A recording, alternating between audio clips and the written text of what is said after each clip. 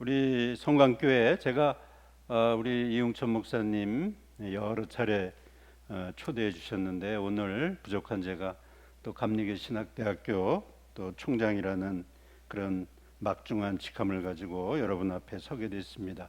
여러분이 혹시 잘 아시는지요? 우리 고 이유식 감독님은 좀 시간이 됐습니다만 저희 감리교 신학대학교 이사장님이셨습니다. 그래서 학교 발전을 위해서 많은 공헌을 하셨고요. 또 우리 이용천 목사님 감리교 신학대학교 또 이사로도 하시고 지금 모건 감신 협성을 넘어서 우리 감리교단의 지도자로서 큰 사역을 이루고 있으신데 제가 이렇게 오랜만에 와서 뵈니까 평상시 얼굴 피부가 굉장히 고우셨는데 굉장히 이렇게 얼굴에 트러블이 있어요. 우리 교우님들 많이 기도해 주셔요. 네. 네, 감사합니다. 저희 감리교 신학대학교는 한국 최초의 신학대학이고요. 지금 올해 137년이 됐습니다. 현재 한 1200명 되는 학생들이 수학하고 있습니다. 세계에서 가장 큰 신학대학 중에 하나인데요. 이 1200명의 학생들이 이제 장차 우리 한국 사회와 미래와 세계를 위한 큰 사역자들이 될 것입니다. 우리 일제 시대에 우리 민족을 대표했던 33분 중에 저희 감리교 신학대학교 그 대표자 가운데 7분이 생명을 다해서 민족 대표로 활동을 하신 그런 대학입니다. 제가 뭐 이 시간에 일일이 말씀드리진 않겠습니다. 다만 한 가지 부탁은 한 어린아이가 크기 위해서는 한 마을이 필요하다는 그런 격언이 있습니다. 어린이가 태어나면 부모님의 사랑 필요하죠. 할머니, 할아버지, 온 마을의 어르신들이 그 아이가 성장하는 동안 큰 울타리 역할을 해줍니다. 지금 감리교 신학대학교 비록 학령 인구는 감소하고 있지만 세계 인구가 줄고 있지 않습니다.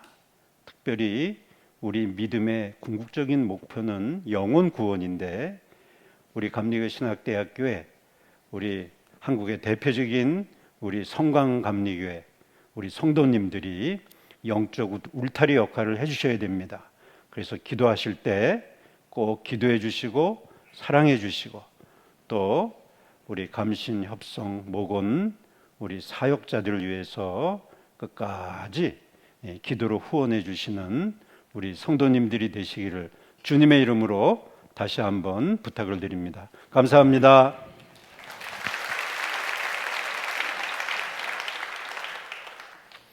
저는 오늘 여러분들과 함께 요한복음 3장 16절 하나님이 세상을 이처럼 사랑하사 독생자를 주셨으니 이는 그를 믿는 자마다 멸망하지 않고 영생을 얻게 하려 하심이라 이 말씀을 가지고 잠깐 은혜의 말씀을 성도님들하고 교제하고자 합니다. 제가 학교에서 가르치고 있는 주된 학문 분야는 기독교 윤리인데요. 1960년, 70년서부터 새로운 2000년, 지금 저희들이 2024년이잖아요. 2000년이 들어오기 전에 한 30-40년 동안 새로운 학문의 한 분과가 있었습니다. 지금도 여전히 이 분과의 이름을 가지고 얘기를 하는데요. 그 주제가 미래학입니다. 이 미래학이라고 하는 것은 futurology, 그래가지고 현재의 모습에 근거를 두고 여러 각도에서 미래 사회의 모습을 예측하고 그 모형을 제시하는 학문이 미래학입니다.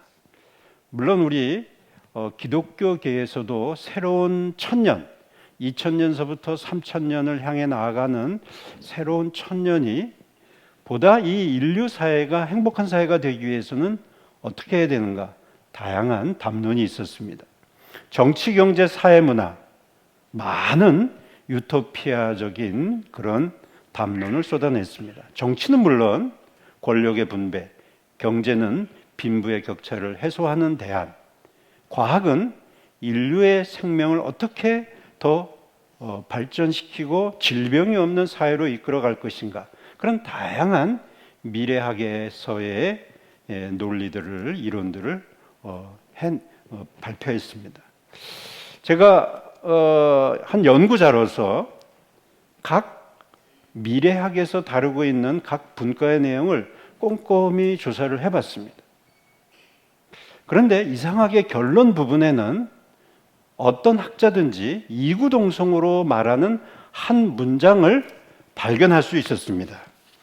그것은 뭐냐면 인류의 미래는 과연 있는가? 그러면서 얻은 결론은 뭐냐면은 과거의 실수를 반복하지 않는다는 조건 하에 미래는 존재한다. 이런 거였습니다. 굉장한 유토피아의 대안을 내놓았지만 결국 인류의 미래가 희망이 있으려면 우리의 과거에 저질렀던 실수를 반복하지 않는다는 조건. 그래서 어떤 학자는 과거는 오래된 미래이다. 우리 성도님들이 혹시 예전에 우리 가정에서 즐겨보던 영화 중에 한 내용이었는데 이런 내용이 있었습니다. 제목이 Back to the Future. 언뜻 생각하면 미래로 가야 되는데 왜 과거로 가라는 것인가? 결국 그 영화의 내용도 보면 미래의 행복한 그러한 자기가 원하는 그 방향으로 나아가려면 과거로 돌아가서 그거를 고치지 않으면 미래가 없다라고 하는 그런 결론입니다. 제가 왜 이런 말씀을 드리려고 하냐면 결국 우리의 미래는, 우리가 크리스찬으로서 우리의 미래는 결국 과거에 있다고 하는 겁니다. 특별히 요한복음 3장 16절에 보면 크리스천의 미래는 과거에 그 해답이 있다는 것을 분명히 보여주고 있습니다. 과거의 그 해답이 무엇입니까? 그것은 바로 이 땅에 오신 예수 그리스도이십니다. 하나님이 세상을 이처럼 사랑하사 독생자를 보내주셨다고 성경은 분명히 증언하고 있습니다. 하나님이 세상을 이처럼 사랑하사 독생자를 주셨으니 사실 이것이 우리의 해답입니다. 결국 우리 크리스천에게도 진정으로 미래가 희망이 있으려면, 소망이 있으려면 2000년 전에 오신 예수 그리스도, 그분이 우리에게 보여주신 사랑에 우리가 어떻게 응답하느냐 안 하느냐에 따라서 사실 우리의 미래가 있는 것입니다. 제가 보여드리려고 하는 이 그림은, 사진은 개미 사진입니다.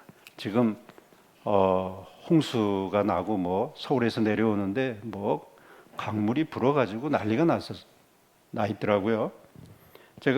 저는 이제 강원도 철원 사람이라서 주로 제가 어렸을 적에는 천수답에 의지해가지고 하늘에서 내리는 비에 의지해가지고 30-40년 전만 해도 농사를 져야 됐습니다. 지금은 이제 저수지도 있고 강물을 끌어올리는 그런 기술이 많이 발전되어 있습니다만, 근데 어느 한 해 진짜 수개월 동안 3월, 4월, 5월 이 농번기 기간에 비 한 방울도 안 내린 그런 해가 있었습니다. 그러니까 온 마을 사람들이 매일 근심, 아침에 나와보면 그냥 장렬하는 태양이 하루 종일, 그러니까 결국 모든 마을 주민들이 모여서 어떤 대안을 세웠냐면은 말라가는 강물의 물주기를 끌어올려서 경운기를 돌리고 거기에다가 이제 파이프를 연결해 가지고 그 큰 넓은 논에다가 물을 대는 그런 어마어마한 공사를 하게 됐습니다. 그러니까 우리 애들은 어렸을 적이니까 너무나 큰 일이니까 가서 이제 구경만 하는 거죠. 그래서 이제 학교 갔다 온 다음에 피지땀을 흘리면서 일하는 우리 어르신들의 모습을 보고 집으로 오는데 한쪽에 어마어마한 개미떼들이 몰려 있는 것을 보게 됐습니다. 뭐 수만 마리였던 것 같아요. 아마 몇 년 동안 그 개미굴을 조성을 했겠죠. 근데 제가 어린 마음에 무슨 생각이 들었냐면은 가만히 보니까 저 강물의 물줄기가 끌어오는 물줄기가 이 개미들이 있는 수만 마리의 개미들이 있는 그 길로 지나가야 되는 상황인 거예요. 그러니까 제 마음속에 너무 걱정스러운 거예요. 이 개미들을 어떻게 하면 좋을까? 개미 여러분, 조금 있으면 저기 농부분들이 물줄기를 이쪽으로 끌어들이니까 빨리 도망가세요. 개미들이 알아들을 수가 없겠죠. 그렇다고 제가 어르신들한테 가서 사정을 할 수 있겠죠. 이쪽으로 물을 끌어들이면 저기 수만 마리의 개미들이 죽으니까 이쪽으로 물길을 끌지 마시고 저쪽으로 끄세요. 아니, 지금 사람이 죽게 생겼는데 말이 될 것 같지가 않았습니다. 그래서 제가 가만히 앉아서 이 개미들을 살릴 방법이 무엇이 있을까? 단 하나밖에 없더라고요. 제가 개미가 돼서 개미들을 끌고 나오지 않는 한 개미들을 살릴 방법이 없는 겁니다. 2000년 전에 하나님이 이 땅에 오신 목적이 무엇일까요? 성경에 보면은 이런 말씀이 있습니다. 마태복음 21장 33절 40절. 제가 한 절 읽으면 우리 성도님들이 두 번째 절을 읽어주시기 바랍니다. 다른 한 비유를 들으라. 한 집 주인이 포도원을 만들어 산 울타리로 두르고 거기에 즙자는 틀을 만들고 망대를 짓고 농부들에게 새로 주고 타국에 갔더니 열매 거둘 때에 가까움에 그 열매를 받으려고 자기 종들을 농부들에게 보내니 농부들이 종들을 잡아 하나는 심히 때리고 하나는 죽이고 하나는 돌로 쳤거늘 다시 다른 종들을 처음보다 많이 보내니 그들에게도 그렇게 하였는지라. 후에 자기 아들을 보내며 이르되 그들이 내 아들은 존대하리라 하였더니 농부들이 그 아들을 보고 서로 말하되 이는 상속자니 자 죽이고 그의 유산을 차지하자 하고 이에 잡아 포도원 밖에 내쫓아 죽였느니라. 그러면 포도원 주인이 올 때에 그 농부들을 어떻게 하겠느냐. 성경에 있는 진리의 말씀을 보면 하나님이 우리를 살리시기 위해서 많은 선지자와 예언자와 사도들을 보내주셨습니다. 근데 우리 인간들은 어떻게 했냐면 그때마다 다 잡아 죽였습니다. 하나님이 세상을 이처럼 사랑하사 독생자를 주셨으니 하는 그 독생자는 하나님이십니다. 하나님이 이 땅에 직접 몸을 가지고 오신 거예요. 2000년 전에 이미 오셔서 우리를 사랑하신다고 선포하셨고 지금도 인류 이 미래에 희망이 있다고 착각하고 살아가는 우리들에게 하나님이 답이라는 것을 분명히 알려주셨지만 2024년 현재 우리 인류의 사회는 어떻습니까? 지금 세계에서 전쟁이 두 군데서 일어나고 있고요. 100명 중에 한 명이 난민 처우에 시달리고 있는 사람들입니다. 해상에서, 육지에서, 공해에서 갈 방향을 알지 모르고 수많은 사람들이 이 조그만 지구 땅덩어리에서 방황하고 헤매고 있습니다. 과연 우리가 미래에 희망이 있다고 하지만 진짜 우리에게 희망이 있으려면은 우리를 위해서 이 땅에 오신 예수 그리스도 그 한 분만을 의지하고 그분의 사랑에 응답하는 우리 성강교회 성도님들이 되시기를 주님의 이름으로 축복합니다. 나의 잘못된 과거, 주님을 또 가슴 아프게 하는 나의 잘못된 욕망, 욕심, 오늘 귀한 찬양대가 찬양한 것처럼 나 가지고 있는 거 아무것도 없습니다. 나에게 신비한 것이 있는데 그것은 오로지 남이 알지 못하는 예수님, 바로 주님입니다. 이 고백 외에는 만일 우리가 오늘보다는 내일 나의 경험과 나의 학식과 나의 재물과 나의 배경 그거 의지하는 순간에 결코 우리에게는 미래가 없을 것입니다. 그러므로 우리 살아가는 성도님들에게 부탁드리고 싶은 두 번째 말씀은 크리스천의 미래는 이 세상에서의 믿음의 달려 있습니다. 오늘 성경 본문에 보면 하나님이 세상을 이처럼 사랑하사 독생자를 주셨으니 이는 그를 믿는 자마다, 아무 조건이 없습니다. 우리 사회에서 우리가 앞으로 살아가는 동안 우리 인류가, 아니면 나 자신이, 나의 가족이 진실로 미래의 희망이 있으려면 오로지 그 조건은 예수 그리스도를 믿는 믿음 이외에는 없는 것입니다. 제가 잘 아는 성도님들이 우리 감리교회 창시자인 존 웨슬리 목사님을 소개하고자 합니다. 이분은 영국에서 태어나시고 옥스퍼드 대학을 나오고 어려서부터 그렇게 신앙 훈련을 받은 훌륭한 분이었습니다. 이분이 미국에서 2년 동안 선교사 생활을 하시고 영국으로 들어올 때에 웨슬리 목사님을 환영하는 친구들이 있었습니다. 그때 웨슬리 목사님은 이렇게 고백합니다. 경멸과 욕심은 견디기 쉽지만 존경과 물질의 풍성함에 끌리는 유혹을 믿음으로 지키기는 어렵다. 그렇게 하나님 한 분만을 믿고 살아간다고 하면서 남에게도 존경받고 싶고, 그리고 물질의 풍성함에 끌리는 이 유혹, 이것으로 자기를 지킨다는 것이 얼마나 어려운지 고백을 합니다.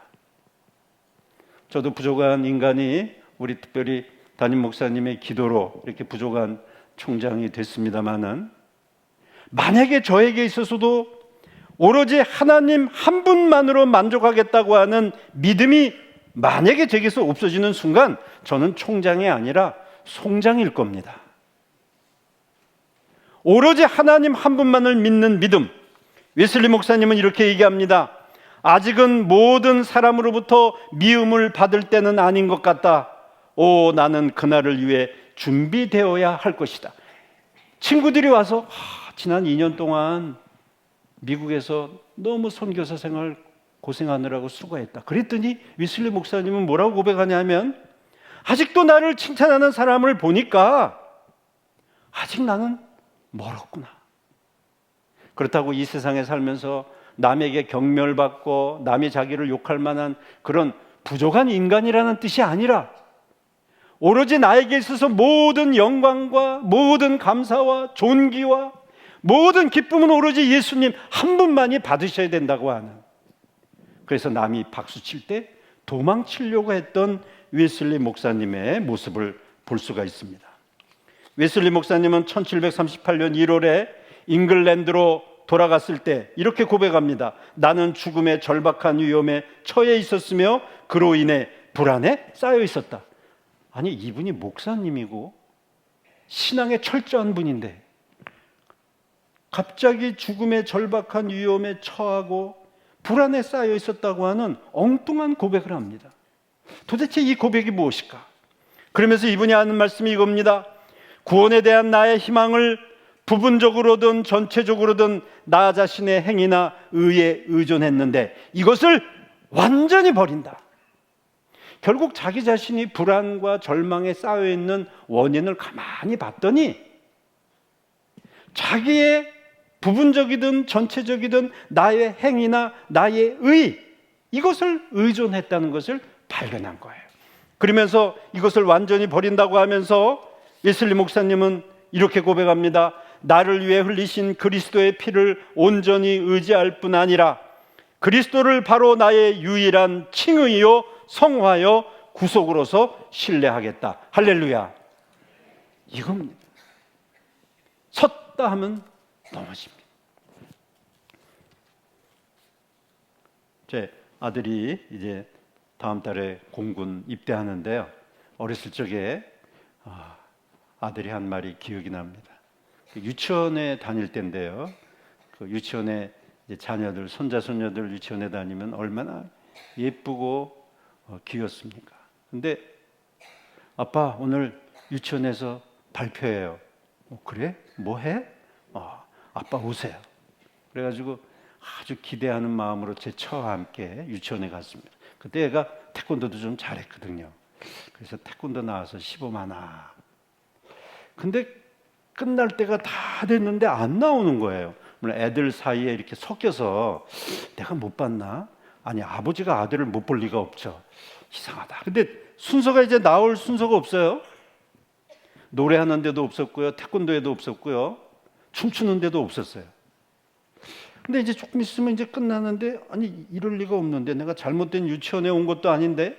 근데 처음부터 좀 눈에 거슬리는 게 하나 있었는데, 유치원 무대에 세팅을 해놨는데 한쪽 구석에 나무가 서 있었어요.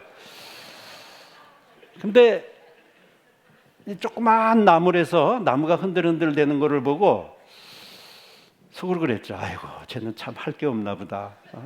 수많은 일 중에 그냥 나무가 뭐예요, 나무가. 거기 서서 그냥 이렇게 있는 거예요. 근데 제 아들이 안 나오니까 이제 불안해지는 거예요. 설마 나무는 아니겠지. 그래서 맨 뒤에 있다가 앞으로 나와가지고 가만히 나무를 뚫어라 저라고 쳐다봤어요. 머리부터 발끝까지. 왜냐하면 새파랗게 분장을 해놔가지고 얼굴을 잘 알아볼 수가 없거든요. 근데 가만히 얼굴을 보니까 눈동자를 저하고 딱 마주쳤는데 아들인 거예요. 우라통이 터지는데요. 아니 세상에 나무가 뭐예요, 1시간 동안. 에? 그 많은 역할 중에 나무가 뭐예요. 그래가지고 내 끝나기만 해봐라. 이 선생님들 내가 진짜. 근데 한 가지 이상한 게 있었어요. 얘가 저를 보고 싱글싱글 웃는 거예요. 속으로 저 자식은 저기 속도 없나? 뭐가 좋다고 웃고 있는 거예요. 끝났어요. 끝나가지고 이제 얼굴을 다 세수한 다음에 온 거예요. 어떻게 해요? 뭐 엉덩이 뚫어주면서 그래, 수고했다. 진짜 하고 싶지 않은 말이었지만 수고했다 그러면서. 근데 궁금한 게 있었어요. 아들, 너 그 나무 하는 게 뭐가 그렇게 즐거웠니? 진짜 궁금했어요. 아니 그걸 웃고 그냥 재미있게 나무 역할을 하고 있는 걸 보고. 근데 얘가 한 말이 아직도 기억납니다. 아빠, 이 나무요, 선생님이 특별히 부탁하신 거예요. 그러는 거예요. 가만히 또 생각해 봤어요. 이게 특별히 부탁했다는 게 뭔가? 아마 이렇게 설득했던 것 같아. 대인아, 너 태권도도 잘하고 노래도 잘하고 춤도 잘 추는데 나무는 아무나 못해. 너만 할 수 있어. 그러니까 얘가 여러 가지 생각을 했겠죠. 다 하고 싶었는데 선생님이 특별히 부탁한다는 그거로 충분한 거예요. 제가 이 말씀을 드리냐면, 저희들이 믿음의 생활을 한다 그러면서 우리의 믿음이 예수님 한 분으로 만족하는 것이 아니면 불행해지기 시작하는 겁니다. 기쁨이 없는 겁니다. 불안한 겁니다. 절망에 빠지는 거예요. 비교하고 높고 낮음을 재고, 많이 가진 것, 못 가진 것을 재고, 무엇을 하느냐 안 하느냐를 비교하고. 웨슬리 목사님이 얻은 결론, 오늘 성경에 나오는 요한복음 3장 16절에 하나님이 우리에게 해주시는 말씀은, 하나님이 우리를 사랑하신 그 사랑은 우리에게 유일한 사랑일 뿐만이 아니라 그 사랑은 우리가 믿음으로만 고백할 수 있는 사랑입니다. 할렐루야. 믿음으로만 갈 수 있는 사랑입니다. 다른 거 아무 소용이 없어요. 진짜 우리의 미래가 희망이 있고 오늘보다 내일이 기쁘려면 우리는 하나님의 사랑에 응답하는 바른 방법을 찾아야 됩니다. 이 땅에 오신 하나님, 그리고 그분 한 분으로 만족하는 믿음, 이거 외에는 우리가 주님께 나아갈 길이 없다고 하는 오늘의 말씀을. 그래서 웨슬리 목사님은 나를 위해 흘리신 그리스도의 피를 온전히 의지할 뿐 아니라 그리스도를 바로 나의 유일한 칭의요 성화요 구속으로서 신뢰하겠다. 그분만이 나의 진정한 칭의. 그분의 인정해 주시면 그걸로 끝나는 겁니다. 그분만 바라보면 거기에서 성화가 시작되는 겁니다. 그분이 나를 구속해 주시고 보혈로 인치셨다고 하는 그것만을 믿음으로 끝까지 고백하시는 성도님들이 되시기를 주님의 이름으로 축원합니다. 마지막으로 우리 크리스천의 미래, 그 종착역은 영생입니다. 오늘 성경에 있는 본문의 말씀을 보면 멸망하지 않고 영생을 얻게 하려 하심이라. 저는 사실 요한복음 3장 16절을 축복의 말씀이라고 보지만 사실 요한복음 3장 16절은 심판의 말씀입니다. 왜냐하면 하나님이 세상을 이처럼 사랑하사 독생자를 주셨으니 이는 그를 믿는 자마다, 그 다음에 우리는 멸망이란 단어를 습진하고 영생에 들어오는데 그렇지 않습니다. 하나님의 사랑에 바로 응답하고 그분만을 오로지 그분만을 믿는 믿음이 아니면 멸망입니다. 멸망과 영생은 동전의 양면이 아닙니다. 두 길은 합칠 수가 없는 겁니다. 멸망하지 않고 영생을 얻게 하려 하심이라. 우리에게 기다리고 있는 주님이 예비하신 영생. 요한계시록 21장 22절 말씀 함께 봉독하시겠습니다. 성 안에서 내가 성전을 보지 못하였으니 이는 주 하나님 곧 전능하신 이와 및 어린 양이 그 성전이심이라. 할렐루야. 사랑하는 성도 여러분, 말씀을 마치겠습니다. 우리 성도님들은 집을 몇 채 가지고 계십니까? 제가 믿음의 눈으로 볼 때는 우리에게는 4채가 있습니다. 우리의 육신은 하나님의 영이 거하는 거룩한 성소입니다. 할렐루야. 성도님들이 오늘 돌아가시면 그 집이 누추하든 좀 넉넉하든 우리 육신이 거할 집이 있습니다. 그러나 제가 드리고 싶은 영생은 하나님이 기다리시는, 오늘 요한계시록 21장 22절 영원한 하나님의 도성에 올라갔더니 결국 우리에게 말씀하신 그 성전이 이 땅에 오셨던 그 전능하신 하나님, 삼위일체 되신 예수 그리스도, 그분이 성전이었음을 요한은 고백하고 있습니다. 그 성소에 들어가기 전에 우리나라에서 둘째가라 하면 진짜 첫째라고 꼽히는 성광교회, 이 아름다운 교회, 이 교회는 만민이 기도하는 하나님의 성전입니다. 이 성전 안에서 여러분이 기도하고 예배드릴 때마다, 미래를 위해서 기도할 때마다, 그것은 나의 오늘보다 잘 사는 내일이 아니라, 오늘보다 더 나은 내일의 처우가 아니라 하나님 한 분에 대한 사랑, 그분만을 믿겠다고 하는 믿음, 그리고 그분을 끝까지 붙들고 하나님이 계신 그 성소로 향하는 이 신앙의 여정에 여러분 지치지 말고 끝까지 승리하시기를 다시 한번 주님의 이름으로 축원합니다.